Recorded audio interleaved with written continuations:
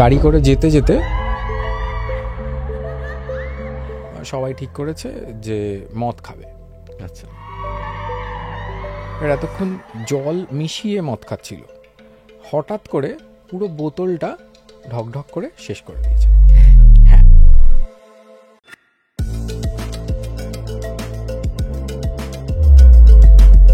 মদ খেলে কি ভূত প্রেত ধরার চান্সেস বেড়ে যায়? হ্যাঁ, অনেকটাই বেড়ে যায়। কেন?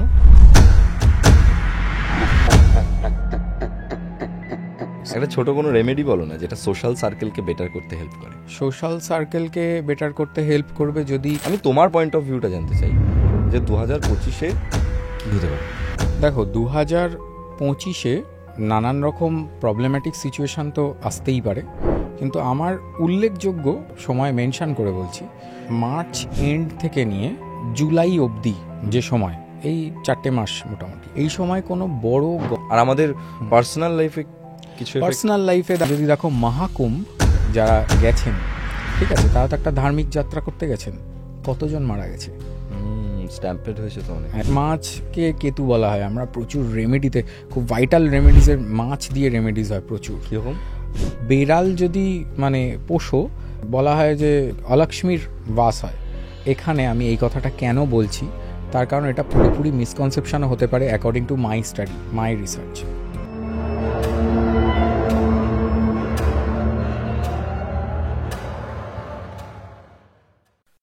নমস্কার, সকলকে স্বাগত জানাচ্ছি প্রেত কথা লাইভ পডকাস্টের এমন একটি এপিসোডে, যে এপিসোডের অপেক্ষা আপনারা বহুদিন ধরে করেছেন। বহুবার কমেন্ট সেকশনে আপনারা লিখেছেন যে অ্যাস্ট্রোলজার সুজন্যকে আবার পডকাস্টে চাই। প্রচুর ভিডিওর কমেন্ট বক্সে এই একটাই নাম বহুবার এসছে, এবং আগের এপিসোডে তোমার কাছ থেকে ঘটনা শুনে সবাই খুব আনন্দ পেয়েছে। তারপর তোমার তো বিভিন্ন রকম অ্যাস্ট্রোলজিক্যাল সলিউশন যেগুলো তুমি দিয়েছো, সেগুলোতেও মানুষজন উপকৃত হয়েছেন। তো আজকের এই পডকাস্টটা, মানে আমরা এর আগেও পডকাস্ট একদিন করার জন্য রেডি হয়েছিলাম, কিন্তু সেদিন মামা কি হলো, আমরা কেন করলাম না? সেদিকে খুব টায়ার্ড ছিলাম আমরা। হ্যাঁ, আমাদের দুজনেরই হঠাৎ করে মানে মুড হলো যে আজকে আমরা পডকাস্ট করব না, আজ আমরা চলো একটু আড্ডা মারি। তো লাস্টে আমরা সিনেমা দেখতে বসে গেলাম। তো যাই হোক, ওয়েলকাম এগেইন ইন প্রেত কথা পডকাস্ট। এবং কেমন লাগছে বলো, কেমন আছো? খুব ভালো। সবার প্রথমে তো দর্শক বন্ধুদেরকে আমি একটা কথা বলতে চাই যে আপনারা এত ভালোবাসা দিয়েছেন। সবাই মানে গৌরব আগে বলতো যে দেখো তুমি আস্তে আস্তে কিন্তু তুমি এক্সপোজারে চলে আসবে, ঠিক সেই রকমই। প্রথমে তো গৌরবকে আমি একটা বড় থ্যাঙ্কস দেব, তার কারণ আমাকে মিডিয়াতে নিয়ে এসেছেই গৌরব। আদারওয়াইজ হয়তো আমি এতটা মানে মিডিয়া সেন্ট্রিক পার্সোনালিটি আমি নই, সব উপরওয়ালা আমরা আর কি। তো এবার এগুলো ছাড়া যারা দেখিয়েছেন আপনারা আমাকে, তাদের মধ্যে যাদের কর্মপ্রাপ্তি ঘটেছে তারা জানিয়েছেন আমাকে, যাদের বিয়ে হয়েছে জানিয়েছেন, তাদের সবাইকে কংগ্রাচুলেশনস। এবং সাথে সাথে আমি খুব অবাক হয়েছি যে আর্মি পার্সোনেল তারা প্রেত কথা শোনেন এবং তারা আমাকে কল করেছেন, দেখিয়েছেন অনেকে। তো আমার এগুলো খুব ভালো লেগেছে। এবং ইন্টারন্যাশনালি তো মানে আমি বোধহয় অলমোস্ট অল কন্টিনেন্টস কভার করে ফেলেছি। লোকজন এত অনেক এনআরআইস কন্ট্যাক্ট করেছে, এবং অনেকের ফোন ধরতে পারিনি, তার জন্য কিছু মনে করবেন না। এবং সাথে সাথে আমি এখন একজন লোকও রেখেছি তার জন্য, যে কলসটা অ্যাটেন্ড করে। আমি মাঝে মাঝে ফোন করে হঠাৎ করে ফোন করি। আমি সেদিন হঠাৎ ফোন করেছি রাত্রিবেলা, দেখি মেয়েটা ধরেছে। আমি বললাম যে হ্যাঁ তোমার স্যার কই? বলছে যে আমি বেমালুম ভুলে গেছি তখন রাত্রিবেলা, আমার কাছে তুই ফোনটা রয়েছে। দূর, ওকে আগের দিনও আমি এরকম একটা বাই মিস্টেক কল করেছিলাম। যাই হোক, আজকে কি ঘটনা শোনাবে? আজকে একটা ঘটনা শোনাবো, যেটা হচ্ছে তোমার তারাপীঠ যেতে গিয়ে একটা ইনসিডেন্ট হয়, 4টে বন্ধু একসাথে। ঘটনাটা খুবই পার্সোনালি আমার ক্লোজ ব্যাপারটা, কিন্তু তবু আমি কখনো ভাবিনি এই ঘটনাটা শেয়ার করব, কিন্তু করছি আজকে। আশা করি ভালো লাগবে এবং অনেক কিছু আমরা শিখতেও পারবো ঘটনাটার থেকে, যে কি কি করা উচিত নয়। তো সেই রকম 4 বন্ধু, এবং তারা বেরিয়েছে তারাপীঠ যাবে বলে এবং ওখানে পুজো দেবে বলে। গাড়ি করে যেতে যেতে সবাই ঠিক করেছে যে মদ খাবে। আচ্ছা, তো এবার ওরা মদ কিনেছে। মদ কিনে যে মানে ড্রাইভ করছিল সে খাচ্ছিল না, বাকি 3 জন মদ খাওয়া শুরু করেছে। হাফ রাস্তা মোটামুটি পানাগড়ের কাছে গিয়ে, মানে ওরা একটু ড্রাঙ্ক তখন সেই মুহূর্তে, তো একজন হঠাৎ করে বললো যে না আমি আর খাবো না। তো পেছনে যে দুজন বসে রয়েছে তারা বলছে ঠিক আছে আমরা তাহলে কন্টিনিউ করছি, আমরা আর একটু খাবো। এবং গাড়ি চলছে, হঠাৎ এক বন্ধু বলছে তোরা আর কেউ খাবি না তো, তাহলে আমি পুরোটা খেয়ে নিলাম, ঠিক আছে? বলছে আচ্ছা ঠিক আছে খেয়ে নে। এবার এতক্ষণ জল মিশিয়ে মদ খাচ্ছিল, হঠাৎ করে পুরো বোতলটা ঢকঢক করে শেষ করে দিয়েছে। হ্যাঁ, খেয়ে এবার সবাই জিজ্ঞেস করছে ঠিক আছিস তো, এরকম ভাবে খাস না, এরকম ভাবে খেলি কেন, কি দরকার ছিল? তো বলছে যে না আমি তো এরকমই খাই, এরকম ভাবেই খাই।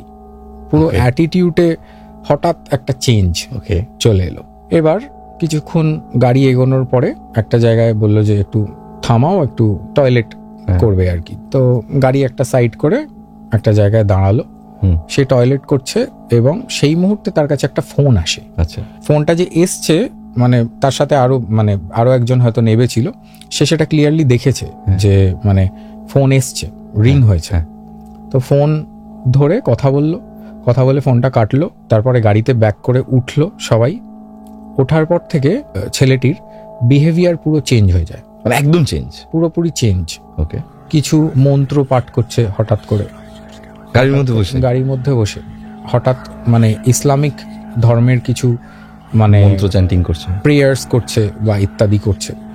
তো এবার ঘাবড়ে গেছে বাকিরা সবাই। তো বলছে যে কি রে তুই এগুলো কি বলছিস? তো বলছে যে না আমি তো এরকমই, আমি তো এইসবই বলি, তো আমি তো এটা আমি প্রেয়ার করি। তো আমি তখন অতটা বুঝতে পারিনি। হঠাৎ করে গাড়িটা তারাপীঠ যখন এন্টার করে গেছে, যখন হোটেলগুলো শুরু হয়ে গেছে, ঢুকে গেছে ওরা কোনোভাবে, তারপরে মানে এমনিতে টলছে, ঠিক আছে, সাথে সাথে অ্যাটিটিউডে চেঞ্জেস। হঠাৎ করে বলা শুরু করেছে তোরা কেউ বাঁচবি না। হ্যাঁ, তোরা কেউ বাঁচবি না, তোরা সবাই মরে যাবি। আর থুতু ছেটাচ্ছে কনস্ট্যান্ট। কাদের? ওদের গায়ে, যে সামনে আসছে তার গায়ে। তো হঠাৎ করে তো সবাই এবার বুঝতে পেরেছে কিছু একটা প্রবলেম দেখা দিয়েছে। তো এবারে অটোমেটিক্যালি বলেছে আচ্ছা ঠিক আছে তুমি চলো একটুখানি রেস্ট নিয়ে নেবে বা ইত্যাদি। তখনও দেখছি যে বিহেভিয়ারাল কোনো চেঞ্জ আসছে না, পুজো দিতে যাবে, ঠিক আছে, গিয়ে এবারে ওখানে পান্ডা ঠিক করে সেখানে নিয়ে গেছে সাথে, সেখানে ওইভাবে ধরে ধরে নিয়ে গেছে, নিয়ে গিয়ে সেখানে বসেও আবার রিপিট একই কথা বলেছে তোরা কেউ বাঁচবি না। পান্ডাকে বলেছে তোরা কেউ বাঁচবি না, পান্ডাকে বলেছে তোরা কেউ বাঁচবি না। ওরা তো বুঝতে পারছে না যে কি হচ্ছে, আর ওখানে বসে বসে ওই তুটু ছেটাচ্ছে ডালায় ইয়েতে স্টলগুলোতে গিয়ে, তাও ট্রিমেন্ডাস ব্যাপার। তো এবার আটকাতে গেছে বা মারপিট করে ফেলছে, ঠিক আছে, মানে চটথাপ্পড় মেরে দিচ্ছে লোকজনকে, এরকম ব্যাপার হয়ে তারপর পুজোর সময় সে যেতে পারেনি। সে ওই ডালাতেই তাকে কোনোভাবে মানে ডালার ওই স্টলে যারা লোকজন আছে তারা কোনোভাবে আটকেছে বা এই ধরনের কিছু একটা হয়েছে। বাকিরা গিয়ে পুজো দিয়ে চলে এসে আবার তাকে নিয়ে চলে গেছে হোটেলে। তারপরে হোটেলে গিয়ে আবার সেম মারধর বা ইত্যাদি হয়েছে, ফিউরিয়াস হয়ে গেছে প্রচন্ড। তখন মাথায় জল টল ঢেলে কোনোভাবে আটকানো হয় ব্যাপারটাকে, তারপরে ঘুমিয়ে পড়ে। আচ্ছা, ঘুমিয়ে পড়ে যখন সে উঠে তার কিচ্ছু মনে নেই এবং ভয় পাচ্ছে। হঠাৎ দেখছে যে পুরো ঘর অন্ধকার, কেউ নেই, বুঝতেও পারছে না যে কি হয়েছে সাথে। এবার ফোনও পাচ্ছে না, যে কোনোভাবে কাউকে ফোন করবে সেটাও করতে পারছে না। এবং জানলা খুলে দেখছে যে মানে কোথায়, মানে ও জানেই না কোন জায়গায় ও তখন। ওকে, জানলা খুলে বোঝার চেষ্টা করছে, বুঝতে পারছে না। এবং সাথে সাথে সুইসাইডাল থটস আসছে, জানলা দিয়ে ঝাঁপ মেরে দিব নাকি মারবো না অন্য কিছু করব, বাথরুমে গিয়ে, এইরকম পুরো থট প্রসেস পুরো চেঞ্জ হয়ে গেছে এরকম ভাবে। তো 2 ঘন্টা পরে বাকিরা চলে এসছে। বাকিরা এসে তখন বলছে যে কি রে আমাকে এখানে কেন রেখে দিয়ে গেছি, সেটা কোথায়? বলছে আমরা তো চলে এসছি, এরকম তুই এরকম হয়েছে তোর সাথে, তুই জানিস না, তোর কিছু মনে নেই? বলছে না আমার তো কিছু মনে নেই। তো তখন একজন মানে কোনো জানাশোনা তান্ত্রিক তার ছিল এক বন্ধু, তাদের মধ্যে কল করে। তো তিনি একজন মহিলা তান্ত্রিক আর কি। তো তার সাথে কোনোভাবে ইনটাচ ছিল আগে এক বন্ধু। সে তখন জিজ্ঞেস করে যে এরকম জানো তো আমার এরকম যে বন্ধু রয়েছে তার এরকম ইনসিডেন্ট হয়েছে, পুরো ঘটনাটা বলাতে উনি বললেন যে আমাকে তুমি একটু 1 ঘন্টা মতো টাইম দাও, আমি তোমাকে কল ব্যাক করে জানাচ্ছি যে কি হয়ে থাকতে পারে। এবার উনি 1 ঘন্টা পরে কল করেছেন, কল করে বলছেন যে দেখো তোমার ওপরে, যে কলটা করেছে বলছে তোমার ওপরে কেউ এরকম কোনো জিন চালনা করেছিল, কিন্তু এফেক্টটা কোনোভাবে তোমার ওপর না হয়ে কোনো মানে তোমার বন্ধুর ওপরে চলে এসছে, ওকে, পুরো এফেক্টটা। তো এবার তখন ইনসিডেন্টের মধ্যে বলছে যে কিন্তু কেন, মানে এরকম কেন? তো বলছে যে দেখো সেটা তো বোঝা মুশকিল, তোমার হয়তো কোনো শত্রু থাকতে পারে বা কেউ হয়তো কিছু ভাবে করেছে, কিন্তু এটা অ্যাকচুয়ালি হওয়ার কথা ছিল তোমার, হয়ে গেছে তোমার বন্ধুর সাথে। এবার বলছে আচ্ছা ঠিক আছে। তখন ওই দিনটা পুরো মেটে নেক্সট ডে মর্নিং বাড়ি ফিরে আসবে সবাই, এরকম টাইমে আবার কথা হচ্ছে ওনার সাথে, তান্ত্রিকের সাথে। উনি বলছেন যে তোমরা একটা কাজ করো, তোমরা তাহলে যখন আসবে ফেরার পথে আমার কাছে একবার এসো, আমি দেখব যদি কিছু মানে আমি সিমটম পাই এখনো কিছু থাকতে পারে। তো বলছে ঠিক আছে আমরা তাহলে যাব। এবার যেতে যাচ্ছে যখন রাস্তায় দেখছে হঠাৎ দাঙ্গা স্টার্ট হয়ে গেছে কোনোভাবে, বিশাল দাঙ্গা হচ্ছে, ওই রাস্তা দিয়ে কোনোভাবে মানে যাওয়াই যাবে না। সেই দিনকে কোনো একটা পথ অবরোধ বা কিছু একটা এরকম কিছু হয়েছে, হয়ে দেখছে যে যেতেই পারবে না ওই রাস্তা দিয়ে। তো গাড়ি ঘুরিয়ে নিয়ে আবার অফ রুট হয়ে কোনোভাবে সেই তান্ত্রিকের কাছে যায়। তো তান্ত্রিকের কাছে গিয়ে তখন উনি পুরো ঘটনাটা আবার রিপিট শুনে বলছে যে তোমার যে ফোন এসছিল, তো ফোনটা কে করেছিল? তো ফোন খুলে দেখছে কল লিস্টে কোনো ওই টাইমে যে সময় ফোনটা এসছিল কোনো কলই আসেনি সেই সময়, অথচ আওয়াজ হয়েছে, পাশের বন্ধুটা শুনেছে, তারা অবাক, বলছে যে না তাহলে কলটা কি হলো? তো ওরা কেউ কিছু বুঝতে পারছে না এইরকম টাইমে। তারপরে তান্ত্রিক কিছু ভাবে ঝেড়ে দেয় আর কি, তো তাতে কিওর হয়ে যায় এবং তারপরে আর এরকম কোনো ইনসিডেন্ট তার জীবনে হয়নি। কিন্তু ওকে তার মানে কোনো জিন ধরেছিল? হ্যাঁ, কোনোভাবে কোনো জিন চালনা, এটাও জানা যায়নি যে কে চালনা করেছিল? না, এটা জানা যায়নি কে চালনা করেছে। জানা যায় ধরো কেউ তোমার উপর কিছু চালনা করলো, তুমি জানতে পারবে যে কে চালনা করেছে? দেখো সবার প্রথম তো অ্যাস্ট্রোলজিক্যালি বার্থ চার্টে থাকবে এই কানেকশনটা, এটাকে আমরা কিয়াকারায়া বলি। হ্যাঁ, কিয়াকারায়া থাকবে চার্টে, যে এটা কেউ কিছু করতে পারে। এবার সেটাকে হাউস সিগনিফিকেশন দিয়ে বা প্ল্যানেটের মাধ্যমে বোঝা যায় যে কে করে থাকতে পারে।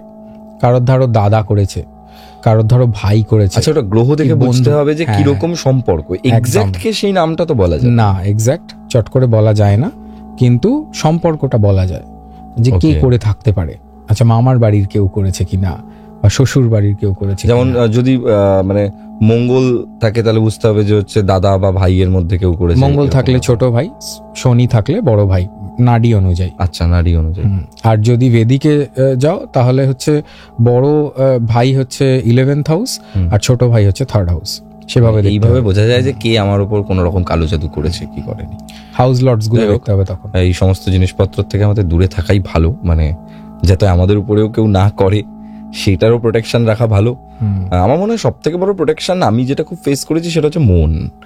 মানে অবশ্যই পাথর বা কোনো তাবিজ এগুলো তো মানুষের বিশ্বাসের উপর অনেকটা কাজ করে, কিন্তু আমার মনে হয় যে সব থেকে বেশি এটা ইম্পর্টেন্ট সবার আগে বিশ্বাস থাকা, যে ভাই আমার উপর এই জিনিসটা কেউ করতে পারবে না, তার কারণ আমি মানসিক দিক থেকে এতটাই শক্তিশালী একজন মানুষ বা আমি এতটাই পজিটিভ এন্ড থিঙ্কিং এর একজন মানুষ যার সাথে হয়তো এই জিনিসগুলো হবে না। মানে মন যার স্ট্রং, এটাই যদি আমি অ্যাস্ট্রোলজিক্যাল টার্মসে বলি, যার চন্দ্র খারাপ আমি বলেছি তারই এই সমস্ত হওয়া, মানে কি বলবো, মানে দুর্বল মনের মানুষদের সাথে এগুলো হয়। ইয়েস, একদমই তাই। মানে চন্দ্রের অ্যাফ্লিকশন মানে তোমার মনও অতটা স্ট্রং নয়, তুমি ভাবতে পারছো, কিন্তু যে ধরো মানে এরকম প্রচুর মানুষ আছে যারা এতটা মনের জোর রাখে না, মানে এতটা মোটিভেটেড নয়, বা তারা একটুতেই ভয় পেয়ে যায় বা ঘাবড়ে যায়, বা তাদের চন্দ্র কোনোভাবে অ্যাফ্লিক্টেড, যেটা মনের কারক।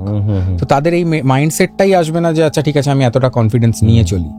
এই যে আমি প্রচুর ছেলে মেয়েকে দেখি যে ধরো প্রেম করে তাদের প্রেম ভেঙে গেছে এবং প্রচন্ড ডিপ্রেসড, বা কিছু ছেলে মেয়ে আছে বরাবরই তারা অ্যাংজাইটিতে ভোগে, সবসময় মনে হয় যে আমি পারবো না, আমার দ্বারা হবে না, সব জায়গাতে গ্রুপের মধ্যে তার কনফিডেন্সটা সব থেকে কম, তার মানে তার চন্দ্র খারাপ। একদম। এই চন্দ্রকে ঠিক করতে হলে কি করতে হবে? শুধু চন্দ্র না, এখানে যদি কনফিডেন্সের অভাব থাকে মঙ্গল বা রবিও খারাপ থাকতে পারে। ওকে, মানে 3টে প্ল্যানেটকেই দেখতে হবে গুরুত্ব দিয়ে।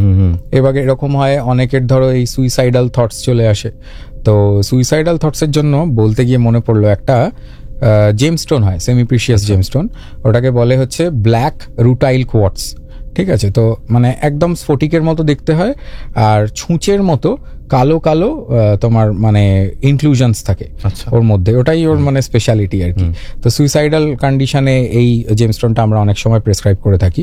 তো এবারে সুইসাইড করে ফেলবে কিনা তার আলাদা যোগ আছে। আচ্ছা, হ্যাঁ, এটা হচ্ছে তোমার মঙ্গল চন্দ্র কেতুতে হয়, এই কন্ডিশন হতে হবে যে এই ধরনের থট প্রসেস নিয়ে আসতে পারে মনে। এটা যদি লগ্নের সাথে কানেক্ট হয়ে যায় তাহলে শিওর মঙ্গল আমাদের সাহস এনার্জির কারক, ওই জন্য মঙ্গল আর কেতুতে হচ্ছে পুরো সাহসটাই চলে যায়, কারেজটাই চলে যাচ্ছে। আর মনের উপর কেতু, চন্দ্রের উপর কেতু বসে আছে, একদম ফ্লাকচুয়েটিভ মাইন্ড করে দিচ্ছে এবং ডিপ্রেসিভ হয়ে যাচ্ছে। আমরা পরবর্তী আরেকটা ঘটনায় যাব, কিন্তু যেহেতু প্রথম ঘটনাটা শুনলাম তাই জন্য একটা জিনিস জিজ্ঞাসা করতে খুব ইচ্ছে করছে, সেটা হচ্ছে যে মদ খেলে কি ভূতপ্রেত ধরার চান্সেস বেড়ে যায়? হ্যাঁ, অনেকটাই বেড়ে যায়। কেন? এবার এখানে মতান্তর আছে, অনেকে মানে এরকম বলে যে না মদ খেলে ভূতে ধরে না, বাট আমার যেটা মানে পার্সোনাল এক্সপিরিয়েন্সে আমি ব্যাপারটাকে স্টাডি করে যেটা বুঝেছি সেটা হচ্ছে যখনই কোনোভাবে আমরা দুর্বল থাকবো তখন এই কন্ডিশনটা হওয়ার চান্স বেশি থাকে। তো মদ খেলে লোকে ইনটক্সিকেটেড হয়ে যায়, তো ইনটক্সিকেটেড অবস্থায় এই ধরনের জিনিস হওয়াটা বেশি মানে কি বলবো চান্সেস থাকে সব সময়। তার কারণ কোনো ফরেন বডি যদি আমাদের শরীরে প্রবেশ করছে যেটাকে আমরা দেখতে পাচ্ছি না, অদৃশ্য কোনো শক্তি বা কোনো এনার্জি, তো সেটা তখনই প্রবেশ করতে পারবে যখন আমরা উইক থাকবো, মানে আমাদের ইমিউনিটি অতটা ভালো কাজ করবে না ওই টাইম, শারীরিক এবং মানসিক দুই দিক থেকেই। কারণ মদ খাওয়ার পর তো মনটাও নিজের কন্ট্রোলে থাকে না, তখন তো মনের উপর মনটা চন্দ্রটা তো উইক হয়ে যাচ্ছে সেই সময়। একদমই তাই। মদ মানে কোন গ্রহ হিসেবে ধরা যেতে পারে? দেখো, মদ ইউজুয়ালি বেদিক অ্যাস্ট্রোলজি অনুযায়ী যদি বলো তাহলে যে কোনো নেশার দ্রব্যই হচ্ছে রাহুর কারক। আচ্ছা, কিন্তু নাডি অ্যাস্ট্রোলজি এটাকে আরো স্পেসিফাই করে, বলে অ্যালকোহল হচ্ছে স্যাটার্নের কারক আর এনি টোব্যাকো প্রোডাক্ট হচ্ছে রাহুর কারক।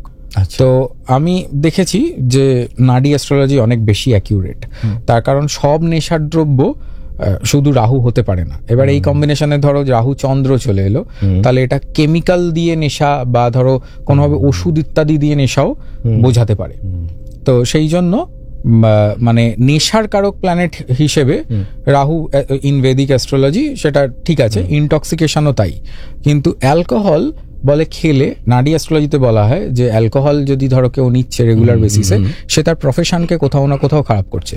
এবং ইন জেনারেলও তুমি দেখো তাই, তার কারণ তুমি যতক্ষণ বেশি ইনটক্সিকেটেড হয়ে থাকবে তুমি কাজ অটোমেটিক খারাপ করবে। তো কর্মের দেবতা হচ্ছে শনিদেব বড় ঠাকুর, এবং সাথে সাথে কর্মের কারক প্ল্যানেটও হচ্ছে স্যাটার্ন। নাডি অ্যাস্ট্রোলজাররা হাউসকে বেশি ইম্পর্টেন্স দেয় না, ডাইরেক্ট প্ল্যানেটকে বেশি ইম্পর্টেন্স দেয়। আচ্ছা, মানে পুরো ব্যাপারটাই হচ্ছে জীবনের সাথে খুব রিলেটেড। আমি যেটা খেয়াল করে দেখেছি যে প্রত্যেকটা হাউসও এক একটা হাউসের সাথে এমন ভাবে কানেক্টেড যেটার পারমুটেশন কম্বিনেশনে লাইফের আনসার গুলোই বেরিয়ে আসে ওখান থেকে। একদমই তাই। অনেক পুরনো শাস্ত্র, অনেক পুরনো ইনভেনশন, তখনকার দিনের মানুষরা কি ভাবে কি জিনিস ইনভেন্ট করে গেছে না। আমাদের কাছে আজকে হাজারো গ্যাজেট থাকতেও আমরা এমন অনেক সূক্ষ্ম বা গুহ্য তত্ত্ব আমরা বের করতে পারি না, যেগুলো তখনকার দিনে মানুষ একটা হয়তো গুহার মধ্যে বসে বানিয়ে দিয়ে চলে গেছে। হ্যাঁ, কিন্তু এখনকার দিনে এত মানে ফ্যাক্টস সামনে আসছে, এরকম অনেক পডকাস্ট আমরা দেখছি বা অনেক মানুষজনদের কথা শুনছি যেগুলো হয়তো আমরা আগে শুনিনি। এবারে সেটা কতটা ঠিক এবং ভুল মানুষ এখানেও মানে অনেক মানে কোথাও না কোথাও কনফিউজড হয়ে যাচ্ছে। তার কারণ একই জিনিস হয়তো তিনজনে বলছে তিন রকম, এইরকমও হচ্ছে। তো এখানে যাচাই করে নেওয়াটা খুব দরকার যে কার কথাটা আমার শোনা উচিত, কার পরামর্শটা নেয়ার আর কারটা নেয়ার নয়, এটা জাজমেন্টে আসতে হবে। হ্যাঁ, এটা তো মানে প্রত্যেকটা মানুষের নিজস্ব ব্যক্তিগত জায়গা। একদম। আমি আর একটা জিনিস খেয়াল করে দেখেছি না, যে তুমি একটা জিনিস দেখবে যে যতটা নিজে ভাবতে পারে সে ফলো করেও ঠিক সেরকম লেভেল, সেরকমই লোককে মানে এটা যে যেরকম সে সেরকম অ্যাট্রাক্ট করে ব্যাপারটা এইরকম। হ্যাঁ, এক্স্যাক্টলি। আমি এমন অনেক মানুষ দেখেছি যারা সবসময় কোনো ঠক জোচ্চরের পাল্লাই পড়ে। এমন বন্ধুর সাথে বন্ধুত্ব হয় যে বন্ধু ওরই পিছনে কাঠি করছে, ওকেই কিন্তু ট্র্যাক থেকে বের করে দিচ্ছে, ও বুঝতে পারছে না, এবং ওর জীবনে বারবার এই বন্ধু ভাগ্য খারাপ হয়ে যাচ্ছে। আমি জানি না তোমাদের মধ্যে হয়তো বহুজনের সাথে এমনটা হয়েছে যে বন্ধু ভাগ্য খারাপ, যখনই তুমি কোনো বন্ধু বানাচ্ছ দিন শেষে গিয়ে দেখছো সেই বন্ধু তোমাকে কোনো না কোনোভাবে বাঁশি দিচ্ছে। তো এইটা কি কোনো যোগের মাধ্যমে হয়? হ্যাঁ, বন্ধু ভাগ্য দেখো, আমরা সোশ্যাল সার্কেল পুরোটাই 11th হাউস থেকে দেখি। যার 11th হাউস কোথাও না কোথাও খারাপ, তার সোশ্যাল সার্কেল খারাপ হবেই হবে। সাথে সাথে 7th হাউসও যদি অ্যাফ্লিক্টেড থাকে তাতেও হতে পারে, বিকজ 7th হাউস হচ্ছে যে আমাদের সামনে আসছে সেই 7th হাউস। একটা ছোট কোনো রেমেডি বলো না যেটা সোশ্যাল সার্কেলকে বেটার করতে হেল্প করে। সোশ্যাল সার্কেলকে বেটার করতে হেল্প করবে যদি তার নিজের বাড়িতে যদি সাউথ ইস্টের রুমে থাকা শুরু করে, সোশ্যাল সার্কেল মানে অনেকটা ইমপ্রুভ হবে। এবং সাথে সাথে সাউথ ইস্টের জোনে যদি কোনোভাবে কপারের প্রদীপে মানে দিয়াতে যদি ঘিয়ের দীপক জ্বালানো যায়, সকালবেলা একবার আর সন্ধ্যেবেলা একবার, তো এইটা অনেকটা সোশ্যাল সার্কেল ইনক্রিজ করতে হেল্প করবে। সাথে সাথে সোশ্যাল সার্কেলের আবার আমি একটুখানি ডিটেল কিছু ইনফরমেশন দিচ্ছি। ইস্ট জোন যেটা বাড়িতে, সেখানে যদি কোনো প্রবলেম থাকে তাহলে নিজের থেকে হায়ার অথরিটেটিভ কোনো মানুষের সাথে সম্পর্ক খারাপ হওয়ার চান্স বেশি থাকে ইস্ট জোনে যদি প্রবলেম থাকে। তো ইস্ট জোন যাদের ভালো, তারা সবসময় এরকম লোক অ্যাট্রাক্ট করবে যার থ্রু আর কি আরো দুটো কানেকশন খুলবে বা তার উন্নতি হবে, যার সাথে মিশে, এই রকম মানে সিগনিফিকেন্সেস রয়েছে। তো যেটা বলছিলাম, রেমেডি ওয়াইজ দিয়া জ্বালাতে পারে সাউথ ইস্টের রুমে, তামার দিয়া হলে বেটার, আর ঘি দিয়ে জ্বালাতে হবে। আচ্ছা, সকালে একবার আর সন্ধ্যেবেলায় একবার। এবং কদিন জ্বালাতে হবে? এটা কন্টিনিউড প্রসেসে চলতে থাকলে বেটার। আচ্ছা, এই জোনে। আর এটা যে শুধু সোশ্যাল সার্কেলের জন্য শুধু নয়, এটা আর একটা জায়গায় হেল্প করবে, সেটা হচ্ছে আটকে থাকা টাকা পয়সা কোনোভাবে রিলিজ হয়ে যাওয়ার চান্সেস বেড়ে যাবে। তখন অটোমেটিক্যালি সোশ্যাল সার্কেল ইনক্রিজ হচ্ছে না, তো আরো কথাবার্তা বাড়লে বা কোনোভাবে কমিউনিকেশন বাড়লে অনেক সময় প্রবলেম সলভ হয়ে যায়। 2025 কে বলছে মঙ্গলের বছর। প্রচুর জায়গায় প্রচুর মানুষের বক্তব্য আছে, এবং বহু মানুষের থেকে আমি খুব সঠিক বক্তব্যও শুনেছি। সবার নিজস্ব কিছু পয়েন্ট অফ ভিউ আছে। নিশ্চয়ই। কিছুদিন আগে রানাদা এসেছিলেন, রানাদার পয়েন্ট অফ ভিউটা রানাদা বললো যে 2025-এ কি হতে পারে। আমি তোমার পয়েন্ট অফ ভিউটা জানতে চাই যে 2025-এ কি হতে পারে। দেখো, 2025-এ নানান রকম প্রবলেম্যাটিক সিচুয়েশন তো আসতেই পারে, কিন্তু আমার উল্লেখযোগ্য মানে আমি একটা সময় মেনশন করে বলছি, সেটা হচ্ছে মোটামুটি ধরে নাও মার্চ এন্ড থেকে নিয়ে জুলাই অবধি যে সময়, এই 4টে মাস মোটামুটি, এই সময় কোনো বড় গভর্নমেন্ট স্ক্যাম, কোনো কিছু নতুন কোনো স্ক্যাম, সেটা ধরা পড়তে পারে এবং সেটা রিলেটেড বিশাল কেওস হতে পারে। এবং সাথে সাথে হচ্ছে এখানে কোনোভাবে টাকা পয়সা ইনভলভ থাকবে, এটা আমার মনে হয়েছে। ওকে, রানাদা এখানে বসে একটা কথা বলেছিলেন যে অভয়া কেসটা আবার ওপেন হতে পারে এবং এটা নিয়ে একটা শোরগোল হতে পারে। তো কোনোভাবে কি দুটো জিনিস কি কানেক্টেড, একই রকম গভর্নমেন্ট স্ক্যামের সাথে এই কেস? দেখো, উনি যেটা বলেছেন, ওনার যে দৃষ্টিভঙ্গিতে, উনি ভেদিক অ্যাস্ট্রোলজি ভালোই করেন এবং ওনার সাথে আমি সেটা কথা বলে বুঝতে পেরেছি। তো উনি যেটা বলেছেন সেটা যে শুধুমাত্র মানে এই ইনসিডেন্টটাকে উনি হাইলাইট করেছেন, বিকজ আমাদের এখানে হট টপিক লাস্ট ইয়ারের এটাই ছিল। তো সেই ক্ষেত্রে উনি বলেছেন, এবং ওখানেও তুমি যদি দেখো যে আবার কিছু যদি এগোয় কোনো কিছু, তাহলে অটোমেটিক্যালি গভর্নমেন্টের সাথেই ইনভলভমেন্ট রয়েছে। এবং সাথে সাথে আরো একটা জিনিস হচ্ছে যে এই পার্টিকুলার বছরে মঙ্গল অনেকটা টাইম আবার নিচস্থ থাকবে। তো মঙ্গল নিচস্থ থাকা, সেটাতে তো একটা প্রবলেম আছেই, জুট ঝামেলা বা ইত্যাদি, এবং সেটা শনি এবং রাহুর ত্রিকোণে হয়ে যাবে ট্রানজিট অনুযায়ী। এই দুটো মাসে তো হওয়ার চান্স বেশি, এবং রবি শুক্র একত্রিত থাকবে এই টাইমে। তো সরকারি কোনো ধরনের কোনো প্রবলেম আমরা দেখতে পাবো আশা করছি। আর আমাদের পার্সোনাল লাইফে কিছু, পার্সোনাল লাইফে দেখো এই টাইমটা তো আমি বলবো সবাইকে একটুখানি সচেতন থাকতে, এবং কোনো হাই রিস্ক মানে টাকা পয়সার দিক থেকে কোনো কিছু না নেওয়াই ভালো এই টাইমটাতে। যারা শেয়ার ট্রেডিং করছে বা যারা মানে অন্য কোনো ধরনের মানে টাকা ইনভেস্ট করবে ভাবছে ইত্যাদি, মনিটারি ফ্রড হওয়ার চান্সেস ম্যাক্সিমাম এই দুটো মাসে, সেটা মানে কারোর মানে চার্ট ছাড়াই বলা যাবে। আর বাকি বছর কেমন যাবে এটা মানে আমি নিজে ব্যক্তিগতভাবে এই জিনিসটাকে অতটা মানে খুব একটা গুরুত্ব দিই না, বিকজ মঙ্গলের বছর হতেই পারে নিউমারোলজিক্যালি, বাট সারা বছর একরকম মানুষের কাটে না, আর সারা বছর ঝগড়া ঝামেলা ইত্যাদি চলবে এরকমও হয় না। কিছু খানিকক্ষণ যতক্ষণ না মঙ্গল নেক্সট হাউসে মুভ করছে, ওই মে মাস অবধি মোটামুটি একটু ট্রাবলসাম, তারপরে আবার সিচুয়েশন অন্যরকম হয়ে যাবে। এবং এটা আরো ডিপেন্ড করবে যার যার ব্যক্তিগত চার্টের উপরে কোন কোন প্ল্যানেটকে টাচ করছে, এবং ইন কম্বিনেশন ন্যাটাল চার্টের কোন প্ল্যানেটের সাথে এসে মানে জিনিসটা কম্বাইন্ড হচ্ছে, সেই অনুযায়ী মানুষ রেজাল্ট পাবে। তার কারণ আমরা জাস্ট মঙ্গলের বছর বলে এইভাবে কোনো কিছু স্পেসিফাই করে দিতে পারি না, মানে গতানুগতিক প্রেডিকশন। আমার তোমার এই ব্যাপারটা খুব ভালো লাগে যে তুমি এক্স্যাক্টলি ব্যাপারটাকে দিয়ে ভয় পাইয়ে বড় করে দেখিয়ে এই জিনিসটা তুমি খুব একটা করার পক্ষপাতী নও। আমি ওকে বারবারই দেখেছি, মানে ও সবসময় বলে ঠিক আছে মানে হতে পারে এটা, কিন্তু তার মানে এটা নয় যে অন্য প্ল্যানেটগুলোও চুপচাপ বসে আছে, তারাও কাজ করছে। একদম, জীবন সবসময় মানুষের এক হয় না, ঝগড়া ঝামেলা হবে মানে এমন না যে প্রত্যেক দিন সকালবেলা ঘুম থেকে উঠে গামছা পরে ঝগড়া করছে। একদমই তাই, এটা তো হতেই পারে না একটা মানুষের জীবনে। হেভি হচ্ছে পডকাস্টটা, ভালো লাগছে বেশ। এবং সাথে সাথে আরো একটা জিনিস তোমায় বলি যে বছরে এই প্রেডিকশনটাও অনেক অ্যাস্ট্রোলজাররা করেছেন যে এবছরে ভূমিকম্প থেকে শুরু করে ন্যাচারাল ডিজাস্টার ইত্যাদি অনেক কিছুই হতে পারে। হ্যাঁ, আমিও একমত। এবার ন্যাচারাল কোনো এই ধরনের মানে ক্যালামিটি যেটা আমরা দেখতে পাবো সেটা যে মানে নেচারের থ্রুই হবে এরকম ঠিক নয়। তুমি যদি দেখো মহাকুম্ভে যারা গেছেন, ঠিক আছে, তারা তো একটা ধার্মিক যাত্রা করতে গেছেন, কতজন মারা গেছে, স্ট্যাম্পেড হয়েছে তো অনেক, একদম কতজন মারা গেছে তুমি ভেবে দেখো। তাহলে এটাও তো একটা স্পিরিচুয়াল একটা জার্নি করতে গিয়ে তাদের মৃত্যু এরকম ভাবে। আচ্ছা, এই ক্ষেত্রে একটা প্রশ্ন করি তোমাকে।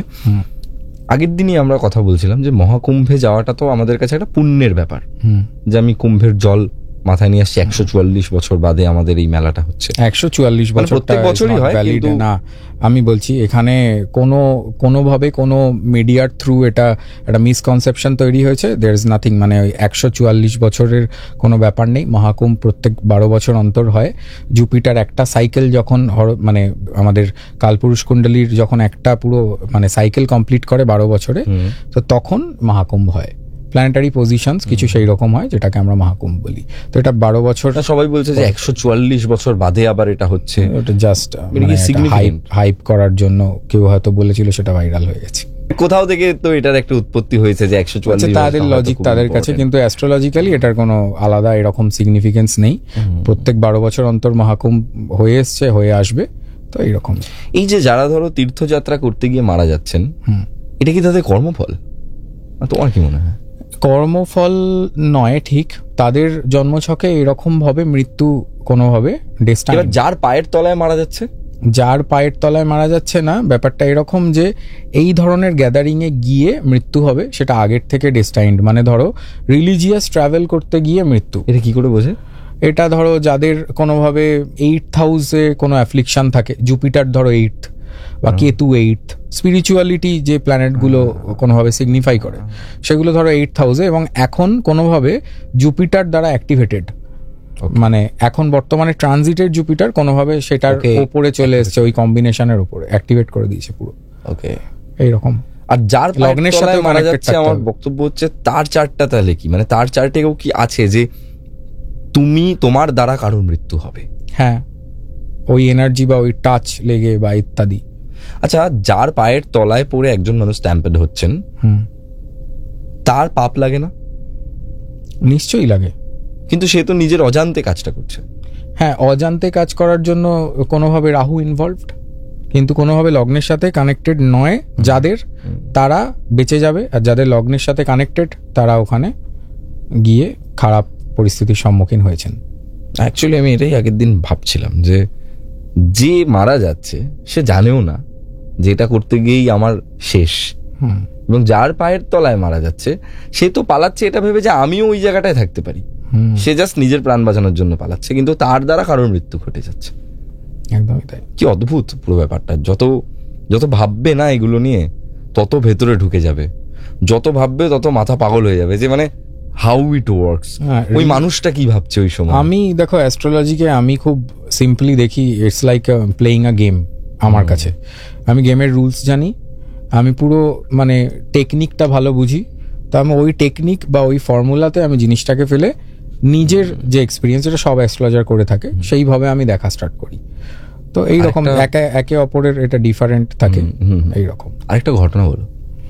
ঘটনা আর একটা খুব রিসেন্ট, একজন আমায় দেখাতে এসেছিলেন, ক্লায়েন্ট হন, এবং উনি আমাকে গাইড বলে ডাকেন। আচ্ছা, হ্যালো গাইড, মানে এরকম ফোনেই এরকম ভাবে কথা বলে, আমার খুব ভালো লাগে। হ্যাঁ, বয়স্ক লোক এবং আমাকে খুব ভালোবাসেন, খুব রেসপেক্ট করেন, এবং মানে যা বলেছি মানে উনি সেগুলো সব ফলো করছেন এখনো। উনি রেমেডি কিছু করিয়েছেন। তো ওনার মানে বলা ঘটনা এটা, যেটা আমি শেয়ার করছি। আচ্ছা, তো উনি তখন ইঞ্জিনিয়ারিং পড়তেন পুনেতে। তো এবার কোনো একটা মানে নাইট স্টের প্ল্যান হয়েছে কোনো একটা বন্ধুর, কোনো ফার্ম হাউস আছে ওখানে তাদের, সেখানে বাড়িতে বাবা মাকেও থাকবে না, তারা ওখানে গল্প টল্প করবে, এবং যারা ড্রিঙ্কস করতে ভালোবাসে কলেজ লাইফে বা ইত্যাদিতে এগুলো হয় অনেক সময়। তো জিনিসটা তোমার ওরা প্ল্যান করেছে ওইভাবে, প্ল্যান করে গেছে। তো রাস্তায় মানে জায়গাটার উনি বর্ণনা দিচ্ছেন যে ল্যান্ডস্কেপটা কীরকম।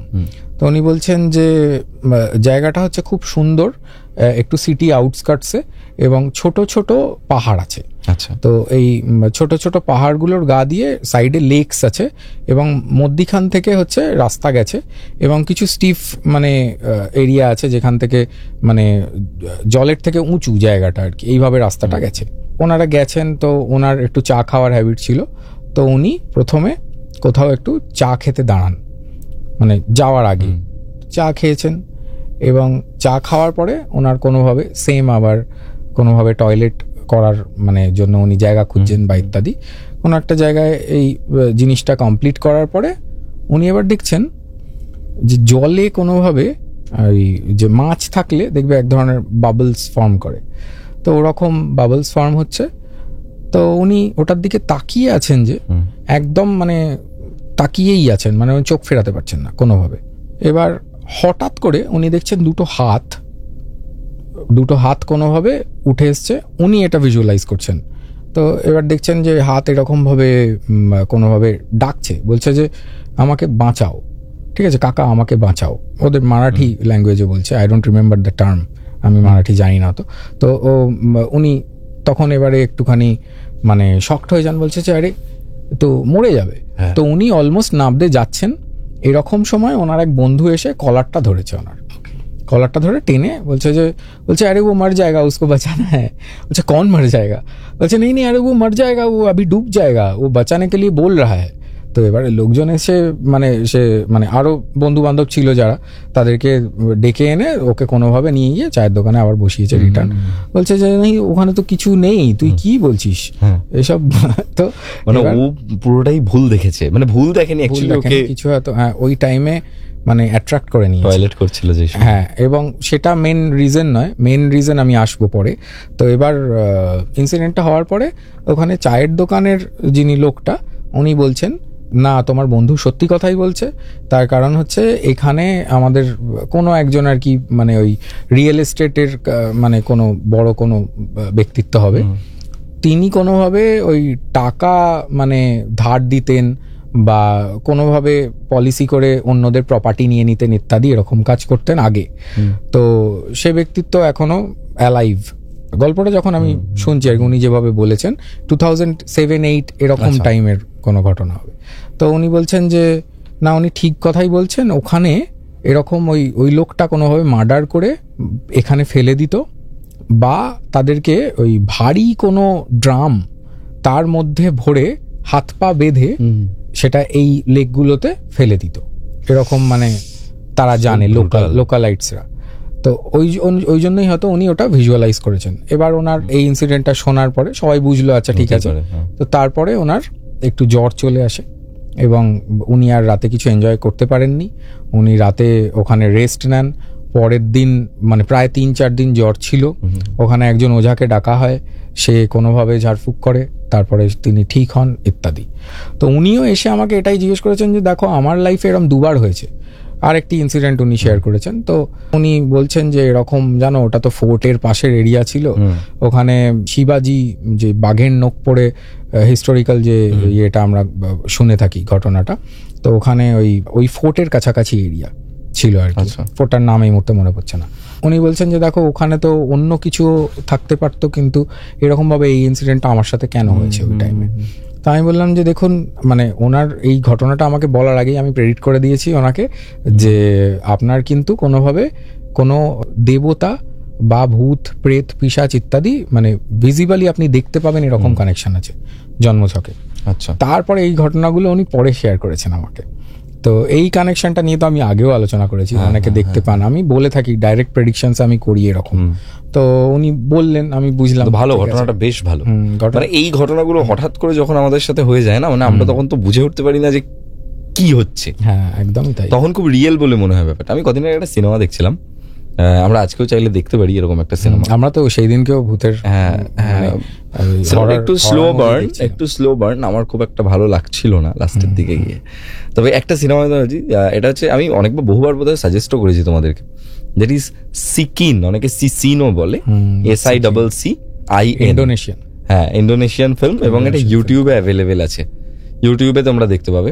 কিন্তু ভাষাটা ইন্দোনেশিয়ান ভাষায়, ইংরেজিতে সাবটাইটেল পড়ে তোমাদেরকে পুরো সিনেমাটা বুঝতে হবে। তো এতে খুব একটা মানে চাপের কিছু নেই, মানে আরামসে একবার দেখা শুরু করে দিলে গল্পটায় ঢুকে গেলে আর কোনো চাপ নেই। তো ওখানে একটা পার্ট দেখাচ্ছিল, তো মানে পার্টটা আমার আউটস্ট্যান্ডিং লেগেছে। ওই পার্টটা দেখাচ্ছে যে ছেলেটার সাথে সবসময় কিছু একটা ভৌতিক কিছু হচ্ছে, মানে অলরেডি ও পজেসড। তো ও দেখাচ্ছে অফিস থেকে বেরিয়েছে, ছেলেটা একটা সোনার দোকানে মালিক আর কি, সোনার দোকানের মালিক। তো দেখাচ্ছে ও দোকান থেকে এসে বাড়িতে এসে একটু শুয়েছে, ওর বউ নেই, কেউ নেই। এবার শোয়ার পর ও হঠাৎ করে একটা স্বপ্ন দেখছে, স্বপ্নটা অনেকটা এরকম যে ছেলেটা উঠে দোকানে গেছে, দোকানে গিয়ে সমস্ত সোনাগুলোকে নিয়ে হচ্ছে ব্যাগের মধ্যে ভরেছে, ব্যাগের মধ্যে ভরে একটা পুকুরের মধ্যে ডোবা টাইপের একটা জায়গায় সব সোনাগুলোকে এরকম করে গিয়ে ফেলে দিয়ে চলে এসছে। যখন ও ফেলছে সোনাটা ওখানে, ওর হঠাৎ করে এক ঝটকায় ঘুম ভাঙছে, আর ও ভাবছে যে এটা আমি কি করে ফেললাম, আমার দোকানের সব সোনা আমি গিয়ে ফেলে দিলাম, এটা কি হলো আমার সাথে। ও ঘুম থেকে উঠেই ভাবছে ও যাক, এটা একটা স্বপ্ন ছিল। সাট করে বাদিকে যখন তাকিয়েছে, দেখছে একটা ব্যাগ, ওই ব্যাগটা ভেজা, ওই ব্যাগটাই ও নিয়ে গেছিল সোনাটা ফেলতে। ওটা সত্যিকারের করেছে, ওটা ওর কোনো স্বপ্ন ছিল না। তাহলে পজেসড হলে কি মানুষের সাথে এমন হয়, মানে যে কিছু একটা আমি করে ফেলছি, কিন্তু হঠাৎ করে আমার মনে হচ্ছে একটা সময় গিয়ে আমি স্বপ্ন দেখছি। পুরো এই রকমই হয় কেউ পজেসড হলে, ওটা ফ্ল্যাশব্যাক যখন হয় যতটুকু সম্ভব, তখন তুমি যেরকম বলছো এরকমই, মানে এটা খুব ভয়ের। একদমই তাই। কদিন আগে একটা মেয়ে আমার এখানে এসেছিল, একটা ঘটনা বললো, আউটস্ট্যান্ডিং ঘটনাটা। বলছে যে আমি হাঁটছি দাদা, বলছে হাঁটতে হাঁটতে হঠাৎ মনে হলো আমার পিছন দিক থেকে একটা কিছু এসে ধাক্কা দিল, ব্যাস আফটার দ্যাট সব কিছু চেঞ্জড হয়, এরকম সব চেঞ্জ। তারপর পজিশনের কানেকশন তো আমি এরকম হয়েছে কি, তোমার এখানে আমাদের পডকাস্ট দেখার পরে অনেক মানুষই তো যোগাযোগ করেছেন, তো তাদের মধ্যে অনেককে আমি এরকম কথা তো বলেইছি যে ভিজিবালি দেখতে পাবেন, এটা তো আমি অনেককে বলেছি, এবং সাথে সাথে তারা সবাই স্বীকারও করেছেন যে হ্যাঁ আমাদের সাথে এরকম ইনসিডেন্ট হয় বা হয়েছে। সাথে সাথে হচ্ছে পজিশনের আমি একটা খুব রিসেন্ট প্রেডিকশন করেছি, প্রায় মোটামুটি তাও 3 মাস আগে, লাস্ট ইয়ার ডিসেম্বর মোস্টলি, ওই টাইমে যে আমি হঠাৎ চার্ট খুললাম, আমি দেখলাম যে এরকম পজিশনের কন্ডিশন রয়েছে। আমি ওনাকে প্রথমেই বললাম, আপনি কি কখনো জীবনে পজেসড হয়েছেন, কোনোভাবে ভূতে ধরতে পারে কিন্তু আপনাকে। উনি সাথে সাথে মানে উনি লাফিয়ে উঠেছেন ফোন নিয়ে, মানে এবং উনি স্বীকার করেছেন, উনি বলছেন যে হ্যাঁ আমার এরকম ইনসিডেন্ট লাইফে 3 থেকে 4 বার হয়েছে। আমি মন্দিরের মানে কোনো এক পুরোহিত ওনাকে কিছু দেওয়ার পরে এখন উনি তবু ঠিক আছেন। আচ্ছা, এরকম উনি জানিয়েছেন।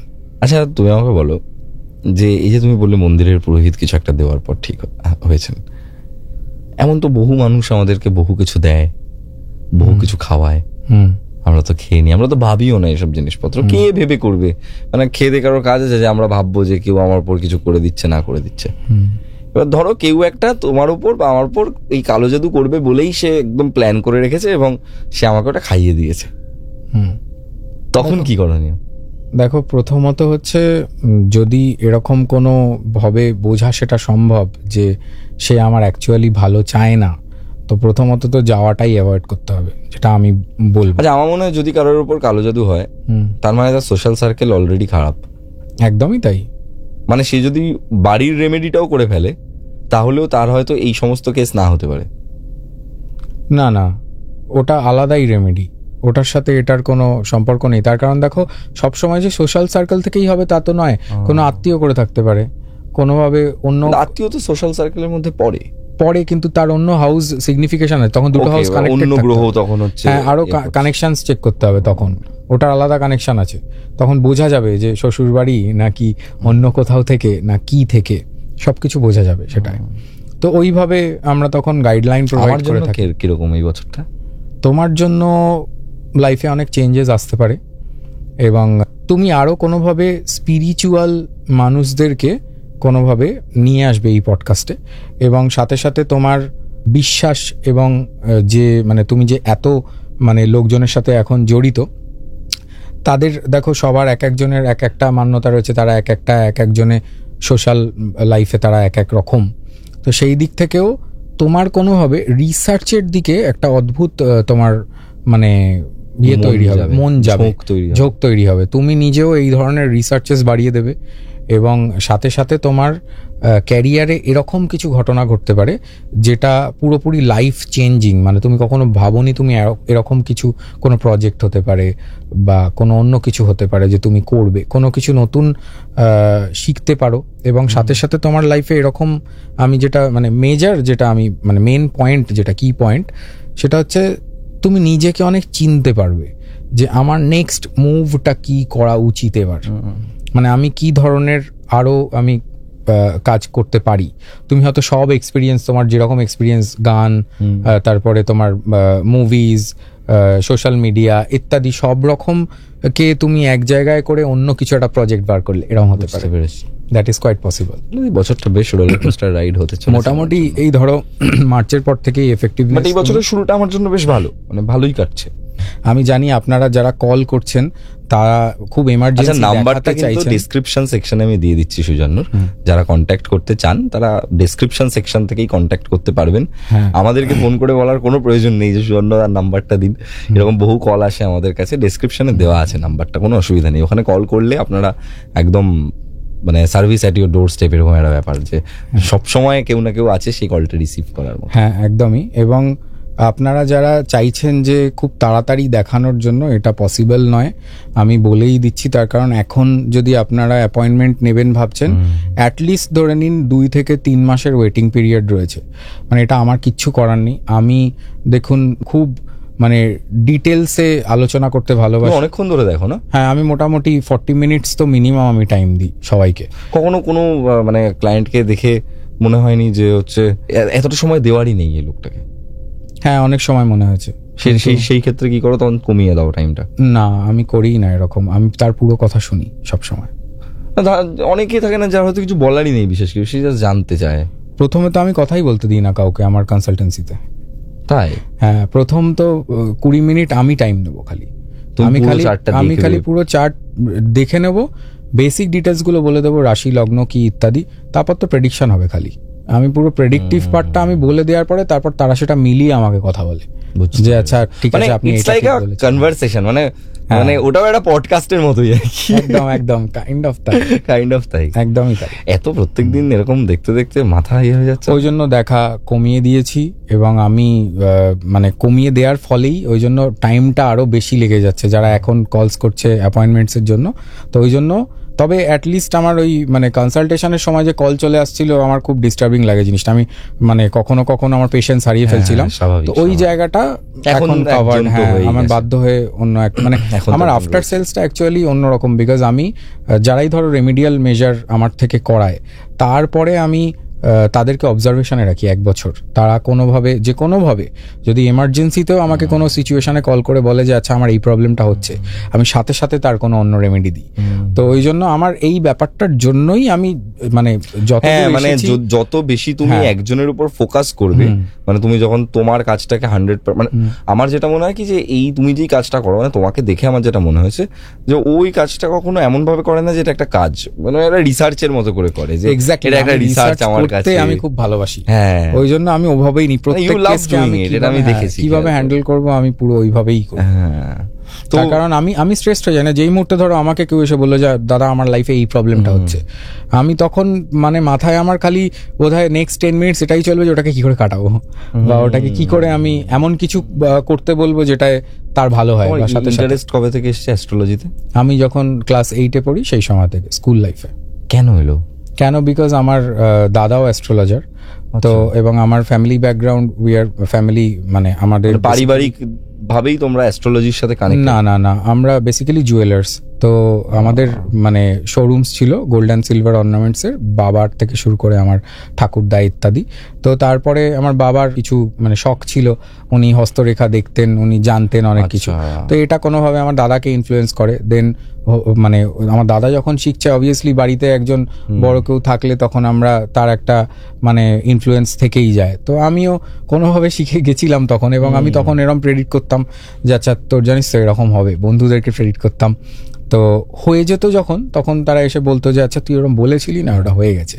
তো এই করতে করতে আমি যখন পরে মানে প্রফেশনাল লাইফে এলাম, মানে আমি আগে মানে জার্নালিজম ওরিয়েন্টেড কোনো প্রফেশনে ছিলাম, তো সেক্ষেত্রে তখন আমি মানে কলিগসদেরকে এরকম প্রেডিক্ট করে দিয়েছি। মানে কখনো ব্যাপারটা খুবই প্যাশন লেভেলে, যে হচ্ছে মানে প্যাশনেটলি, হ্যাঁ এরকম বসের যত আত্মীয় সবাই আমার ক্লায়েন্টস এখন, মানে এরকম তারা মানে একটা কাজ করবে, মানে অপারেশনের ডেট পর্যন্ত আমি ফিক্স করে দেবো, এরকম মানে এই লেভেল অফ মানে ট্রাস্ট আমার প্রতি আছে। একটা মানুষকে এতটা সময় যখন তুমি দাও, তার মানে তুমি বেসিক্যালি তার তখন লাইফের একটা পার্ট হয়ে যাও। খুব রিসেন্ট ইনসিডেন্ট এরকম হয়েছে, প্রেত কথারই মানে দর্শক, তিনি কল করে আমাকে বলছেন, তিনি কনসালটেন্সি নিয়ে বলছেন যে দাদা আমি খুব মানে একটা এরকম সিচুয়েশনে রয়েছি, আমাকে প্লিজ কোনোভাবে হেল্প করুন।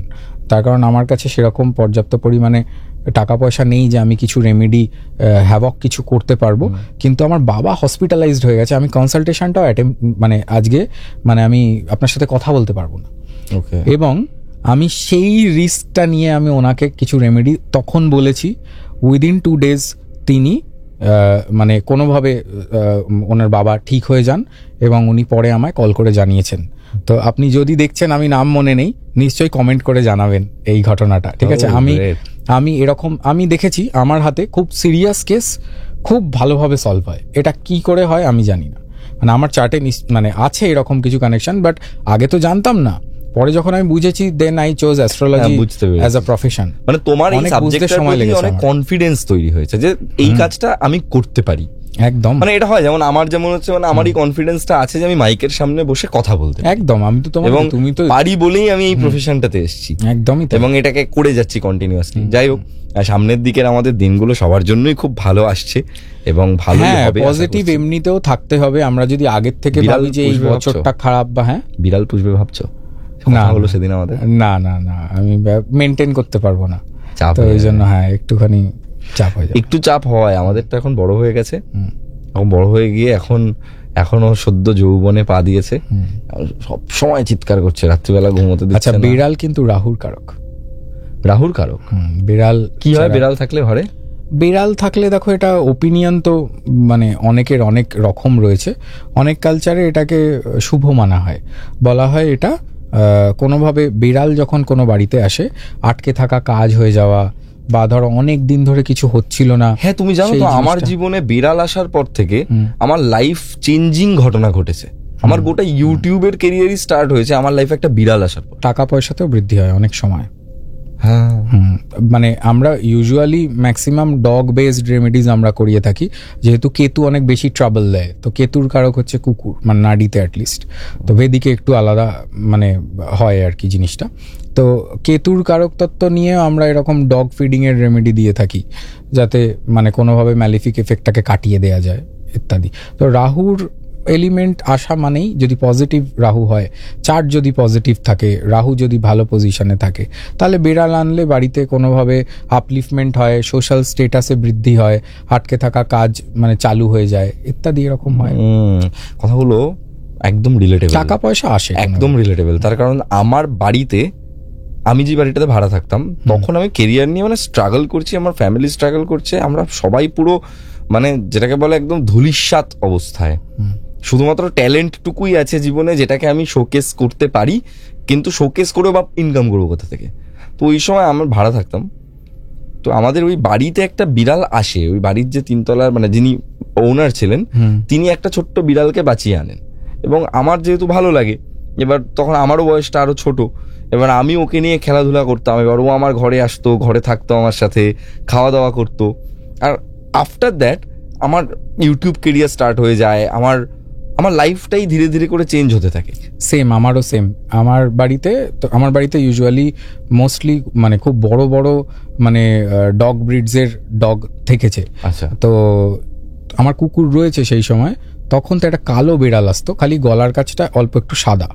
তো প্রথমে তো এসে মাছ নিয়ে পালিয়ে যেত রান্নাঘর থেকে, ঠিক আছে। তো এবারে সবাই পছন্দ করতো না, মানে এমনি, তারপর কালো বিড়াল এমনিতেই দূর দূর করে লোকে দেখলেই। মানে আমি দেখেছি পাড়া প্রতিবেশীদেরকে বা ইত্যাদি, মানে এটা করবেন না, তার কারণ মানে সেও তো একটা লাইফ, একটা অবলা জীবকে এরকম করা উচিত না। তো কালো বলে তাকে দূরে ঠেলে দিলাম, দিস ইজ নট রাইট। এবার বিড়ালটা এরকম রোজ আসে আর এরকম করে, তো আমিও নিজেও তাড়িয়ে দিয়েছি অনেকবার। তারপরে হঠাৎ আমি দেখলাম যে আচ্ছা আসে, তার তো মেন কারণ খাবার খুঁজে পাচ্ছে না। তো আমি তারপর থেকে মানে আমি যখন খেয়ে উঠতাম লাঞ্চ করে, তখন অল্প কিছু খাবার তার জন্য রেখে দিয়ে তাকে একটা বাটিতে দূর থেকেই দিতাম। তো দূর থেকে দিতে দিতে কোনোভাবে সে এবার আসা স্টার্ট করলো রেগুলার, আর এসে আমার পাশে বসে থাকতো। তো বিড়ালটা মারা যায়, মানে ঠান্ডার সময় মাঝে খুব বৃষ্টি হচ্ছিল, 1-2 বছর আগের ঘটনা। তো মারা যায় ঠান্ডা লেগে, কোনোভাবে পুরো গা ভিজে গেছিল। অনেক চেষ্টা করেছি, আমার বৌদিও খুব চেষ্টা করেছিলেন বাঁচানোর, কিন্তু হয়নি। তো যাই হোক, তো যখন এসছিল বিড়ালটা আমার লাইফে, তখন আমি আমার মোটামুটি অ্যাস্ট্রোলজিক্যাল ক্যারিয়ার আমার স্টার্ট করি। মানে আমি তখন ঠিক করি যে না, I should become an astrologer, because আমার চার্ট আমাকে এটাই বলছে। তার কারণ তার আগে তো আমি মানে বোধহয় অ্যাস্ট্রোলজি এরকম টেকনিক নেই যে আমি ঘাঁটাইনি সেই টেকনিককে। আমি প্রথমে বেদিক অ্যাস্ট্রোলজি করতাম, আমার ভালো লাগেনি, আই ওয়াজ নট স্যাটিসফাইড। তারপরে আমি জ্যামিনি অ্যাস্ট্রোলজি প্র্যাকটিস করতাম, সেটা আমার ভালো লাগেনি, কোথাও না কোথাও মনে হয়েছে যে আরও কিছু ইমপ্রুভমেন্ট দরকার। তো আমি কোনো টেকনিকই খারাপ বলছি না, টেকনিক কার কোনটা স্যুট করবে সেটা অ্যাস্ট্রোলজারের উপর, সেটা তার নিজের জায়গা। এবং তারপরে আমি কেপি অ্যাস্ট্রোলজি শিখি। কেপি অ্যাস্ট্রোলজিতেও দেখলাম যে না, প্রেডিকশন আমি যে লেভেলে চাইছি সে লেভেলে হচ্ছে না। তারপরে আই কেম ডাউন টু, মানে তুমি পুরোটা এটা রিসার্চের মধ্যে দিয়ে গেছো যে এইটা মানে কোনোটা এটা মিললে তো ওটাতে এটা মিলছে না, কেন মিলছে না, তাহলে আরেকটা নতুন কিছু। দেখো, প্রবলেম হয়ে গেলে সেটা জেনে কিছু রেমেডি করিয়ে তখন আর কোনো লাভ থাকে না, প্রবলেমটা হওয়ার আগে। তার কারণ আমি ডাক্তার, আমি ডায়াগনোসিস মানে প্রোভাইড করার পরে আমি বুঝতে পারছি যে আচ্ছা তার পেটে ব্যথা হয়েছে না মাথায় ব্যথা। তো আমি যখন বলছি যে পেটে ব্যথা আপনার হতে চলেছে এবং তার থেকে কোনো ধরুন টিউমার ধরা পড়বে, তো তার জন্য আমি যা ওষুধই দেবো সেটা তাড়াতাড়ি করে নেওয়া উচিত। একদম এই ফ্যাক্টরটা মেনটেন করতে হবে। এবার কি আছে, এখানে বিশ্বাসযোগ্যতার ব্যাপার আছে এবং সাথে সাথে মানে তার এফোর্ট করার ব্যাপার আছে, নানান রকম জায়গা রয়েছে। তো সেটা আমি জাস্ট মানে একটা ব্যাখ্যা দিলাম যে ব্যাপারটা এইরকম হওয়া উচিত। হ্যাঁ, মানে আমরা মনে হয় প্রথমবারের মতো এতটা খুলেও আমরা এই ব্যাপারগুলোকে নিয়ে আলোচনা করলাম। হ্যাঁ, একদমই তাই। পডকাস্টে তো এইভাবে আমরা আগে কথা বলি। হ্যাঁ, তবে না, বিড়াল কিন্তু সত্যি খুব লাইফ চেঞ্জিং, এবং আমার ক্ষেত্রে আমি এটা সবসময় দেখেছি। আপনাদের কাদের বাড়িতে বিড়াল আছে অবশ্যই লিখে দিতে পারেন, এবং বিড়াল আসার ফলে আপনার জীবনে কতটা উন্নতি হয়েছে সেটাও লিখতে। আচ্ছা, বিড়াল আসার ফলে অবনতি হতে পারে? হ্যাঁ, হতে পারে। রাহু যাদের কোনো পজিটিভ প্লেসমেন্ট পায়নি, ঠিক আছে, এরকম অনেক জায়গাতেই, বা এটা তুমি অনেক জায়গায় শুনেও থাকবে যে অনেকে বলে, অনেক অ্যাস্ট্রোলজাররা পর্যন্ত বলে যে বিড়াল যদি মানে পোষো, এটা মানে বলা হয় যে অলক্ষ্মীর বাস হয়, এইরকমও অনেকে বলে। তো বিড়াল আসা মানে একটা ব্যাড ওমেন কাজ করা বাড়িতে, এরকমও অনেক মানে কালচারে বলে থাকে।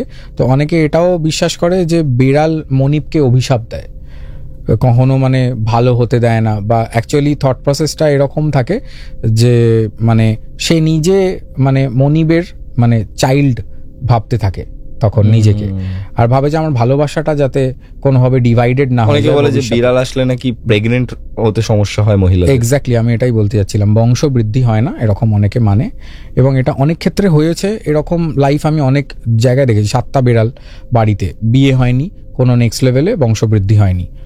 বাট ওয়েট, এখানে আমি এই কথাটা কেন বলছি, তার কারণ এটা পুরোপুরি মিসকনসেপশনও হতে পারে according to my study, my research. তার কারণ হতেই পারে যে যার বিয়ে হয়নি তার কোনো পিতৃদোষ ছিল, তাই জন্য বিয়ে হয়নি। তো বিড়ালটাকে ব্লেম করে লাভ নেই আলটিমেটলি, দিন শেষে কি ওকে দোষ দিয়ে লাভ নেই কোনো, তার কারণ ও তো আমি একটা ওকে রান্না কিছু- মুন্না একটা ছোট্ট প্রাণী। হ্যাঁ, উল্টে আমি দেখেছি ভালো হতে, আমি দেখেছি নিজের পার্সোনাল এক্সপিরিয়েন্সে। তো ওখানে বিড়াল আছে মানেই যে তার লাইফে যা প্রবলেম বিড়ালটার জন্য হচ্ছে এরকম নয়। হ্যাঁ। তো এইটা আপনারা মানে এই মনে অনেকে রাখবেন বিড়ালকে সবসময়। ঠেঙায়, হ্যাঁ, বিড়ালকে ইয়ে এবং করে দেয়। কুকুর বাড়িতে আসা এটাও খুব পজিটিভ সাইন। সাথে সাথে কেতুর মানে প্রবলেমস ডিসলভ হয়ে যাবে।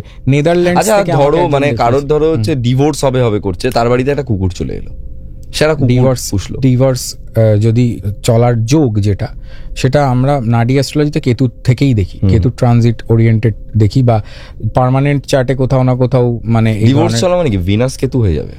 ভেনাস কেতু মানে হচ্ছে তোমার কোনো ছেলের জন্য, এটা মার্স আর কেতু হয়ে মার্স গেলে কেতু মেয়ের জন্য, মেয়ের জন্য, প্লাস চন্দ্র কেতু ডিভোর্সের কানেকশন। বা যদি 7 নম্বর ঘরে যদি হচ্ছে তার কেতু থাকে, না, নট তাহলে কি বিয়ে নাও হতে পারে? Not necessary. ভেদিক অ্যাস্ট্রোলজাররা হয়তো এই কথাটা বলবে, বাট আমি এরকম প্রচুর 7th হাউস কেতু দেখেছি যাদের ভালো মতো বিয়ে হয়েছে, কোনো অসুবিধা হয়নি। কিন্তু মানে প্রবলেম হয়, বৈবাহিক জীবন হয়তো ভালো থাকে না, পরে প্রবলেম হয়, কিন্তু কাটিয়ে দেয় না, কাটানোর যোগ আলাদা। ডিভোর্স যে হবেই এটাও, এবারে এখানে ধরো কোনো একটা ভালো প্ল্যানেট চলে এলো, বৃহস্পতি চলে এলো, তাহলে ডিভোর্স হওয়ার মতো পরিস্থিতি যতবার হবে, কোনো গুরুতুল্য ব্যক্তিত্ব মানে কোনো ধরো সিনিয়র ব্যক্তিত্ব, মা বাবা বা শ্বশুর শাশুড়ি এসে হয়তো বোঝালো যে দেখো সাংসারিক জীবনে এরকম প্রবলেম হয়ে থাকে, তোমরা মিটিয়ে নাও যেটাই হয়েছে ইত্যাদি বলে, আবার ঠিক হয়ে যায়। এটা জুপিটারের ইনফ্লুয়েন্সে হয়। স্যাটার্নের ইনফ্লুয়েন্সে থাকলে দেখা যায় কি ডিভোর্সের মতো পরিস্থিতি, divorce is separation basically, right? তো সেপারেশনটা হয়তো এরকম ভাবে হলো কি হাজবেন্ড এক জায়গায় কাজ করছে অন্য সিটিতে, ওয়াইফ আর এক জায়গায় কাজ করছে, কিন্তু রিলেশন ঠিক আছে, বাট কিন্তু দুজনে একসাথে সেপারেটেড, নেই। দুজনে একসাথে নেই। Separate. তো এই ধরনের প্রেডিকশনও আমি প্রচুর মানুষের করেছি এই মুহূর্তে। তো আমি বোধহয় প্রচুর মানুষের এরকম প্রেডিকশনস করেছি। নেদারল্যান্ডস থেকে আমাকে একজন দেখিয়েছিলেন, আমি মানে যদি আপনি দেখছেন তো কমেন্টে করে জানাবেন যে আপনি এরকম কুকুর পুষেছেন, এবং আমি এই কথাটা বলেছিলাম যে আপনার জীবনে যদি আপনি কুকুর পোষেন তাহলে অদ্ভুতভাবে আপনার সব কাজ তাড়াতাড়ি এগোতে থাকবে বা হয়ে যাবে। উনি এটা বলেছিলেন যে হ্যাঁ আমি দেখো এরকম কুকুরটিকে কোলে তুলে, উনি আমাকে ভিডিও যখন আমি মানে ভিডিও কলের মধ্যে রয়েছি তখন উনি কোলে তুলে দেখাচ্ছেন আমাকে যে দেখো সত্যি এইরকম, এবং ওকে নিয়ে আসার পরে মানে আমার সত্যিই জীবনে ভালো হয়েছে, সব আটকে থাকা কাজ আমার ক্লিয়ার হয়ে যাচ্ছে বা ইত্যাদি।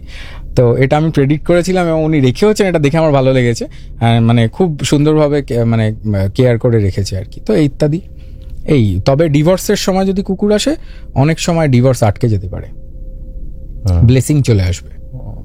তো মাছ হচ্ছে আবার, মাছকে কেতু বলা হয়, আমরা প্রচুর রেমেডিতে খুব ভাইটাল রেমেডিজের মাছ দিয়ে রেমেডিজ হয় প্রচুর। কিরকম কিরকম আমি এটা মানে পডকাস্টে, আচ্ছা পডকাস্টের বাইরে বলো। হ্যাঁ পডকাস্টের বাইরে বলবো, এটা খুব ভাইটাল রেমেডিজ হয়। মানে আচ্ছা যখনই কেউ কিছু করবে মানে এই রেমেডিটা যারা করবে খুব ফ্র্যাকশন অফ আ সেকেন্ডস মানে এটার এফেক্ট হয়। আর এটা মানে একদম ধরুন সামাজিক দৃষ্টিকোণ থেকে খুব খারাপ সিচুয়েশন যারা ফেস করছেন, তো এই রকম মানে জেল হাজত পর্যন্ত আটকে দেয়া যায়। যাই হোক, আজকের মতো পডকাস্ট এখানে শেষ করছি। আশা করছি আপনাদের আজকের এই পডকাস্ট খুব ভালো লেগেছে।